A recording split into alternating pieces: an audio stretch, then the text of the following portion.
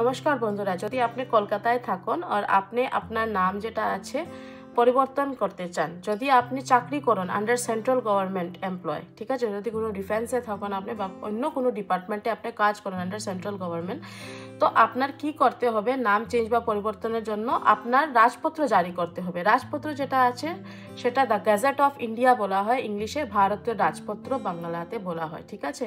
তো তার জন্য আপনার স্টেপস কি আছে? প্রথমে আপনার একটা শপথপত্র যেটা বলা হয় সেটা জারি করতে হবে। তারপরে 2টা বিজ্ঞাপনে অ্যাড দিতে হবে, একটা লোকাল, 2 নম্বর ন্যাশনাল হবে। তারপরে যেটা আছে আপনার অনলাইন অ্যাপ্লিকেশন প্রসেস হবে, একটা ডিজিটাল সিডি বনবে, ঠিক আছে, ম্যাজিস্ট্রেট সিগনেচার নিতে হবে। সেটা করে আপনার ফাইলটা যখন বনে যাবে, আপনার যেটা ফাইল হবে সেটা ডিড ফাইল বনবে।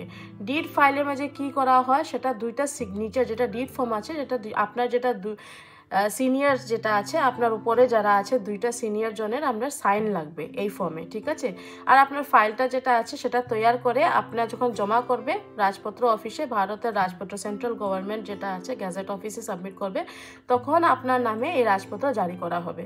এই রাজপত্র নিয়ে আপনি যখন ডিপার্টমেন্টে সাবমিট করবে, ঠিক আছে, যদি আপনার সার্ভিস রেকর্ডে, সার্ভিস বুকে, ঠিক আছে, আপনার বা আপনার ফ্যামিলির কোনো একটা মেম্বার, আপনার বউ বা আপনার ছেলে মেয়ে কেউ যদি নাম আপনি সংশোধন বা পরিবর্তন করতে চান, তার জন্য যখন আপনি এই রাজপত্রটা সাবমিট করবে, তে আপনার রাজপত্র যেটা নাম থাকবে সেটা আপডেট করা হয়ে যাবে, ঠিক আছে।